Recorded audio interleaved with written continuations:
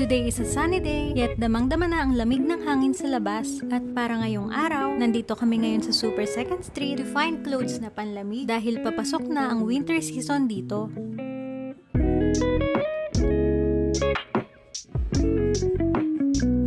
Usually, nagpupunta lang kami sa store na to pag magpapalit ng season. Dahil also, during that time, nagpo-pull out din kami ng mga damit na hindi nakasya sa amin. Syempre, pag may nabawas, kailangan may kapalit. Ito nga palang store na to ay isang second-hand store. Hindi ka lang dito pwede bumili, pwede ka rin dito magbenta ng mga luma mong gamit.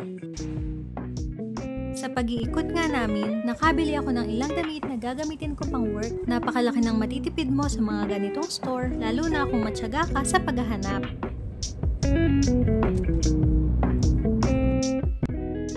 Para ngayong lunch, pinag-iisipan namin kung saan kami kakain. Yung pagkain na tamang-tama sana sa ganitong malamig na panahon. At ito ang pumasok agad sa isip namin, ang Tenkaipin Ramen Restaurant. Sa ganitong malamig na panahon, wala na yatang mas ibang babagay pa kundi ang humigop ng mainit na sabaw. Sa pagkakatanda ko nga, second time pa lang namin ngayon kakain sa restaurant na to. Sa pagtira namin dito, marami na kaming napuntahan at nakainang iba't ibang ramen restaurants. May kanya-kanya silang flavor at lahat yon ay masasarap. Kahit nga pangalawang beses pa lang namin kakain dito, ay talagang tumatak sa amin yung lasa nito nung unang beses kaming kumain dito. Ang masasabi ko sa ramen na to, sobrang rich ng flavor niya at yung sabaw niya ay may hawig sa lasa ng chicharon natin sa Pinas, kaya ito tumatak sa amin.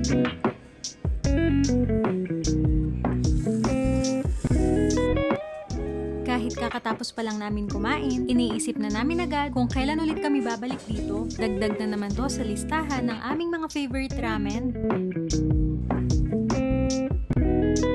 Just beside the restaurant, we spotted a small park. Dahil walang mga tao, especially mga bata, we grabbed the opportunity to feel young again.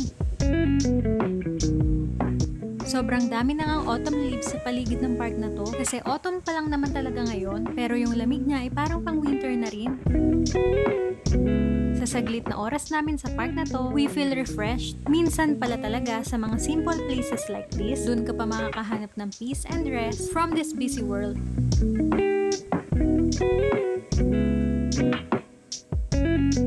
After distressing, umalis na kami sa park to go back and face again our daily routine or the reality of life. Bye! See you again!